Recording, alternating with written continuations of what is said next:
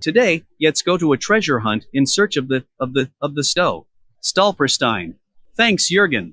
The Stolpersteine is, in the plural, a German word which means stumbling blocks, that is to say the stones on which one stumbles. It is the Berlin artist Gunter Demnig who is at the origin of these creations. These are concrete or metal pavers 10 centimeters on a side driven into the ground. The upper invisible face is covered with a brass plaque which honors the memory of a victim of Nazism. Each cube recalls the memory of a person deported to a concentration camp or an extermination center because they were Jewish, communist, homosexual, Jehovah's Witness, or disabled.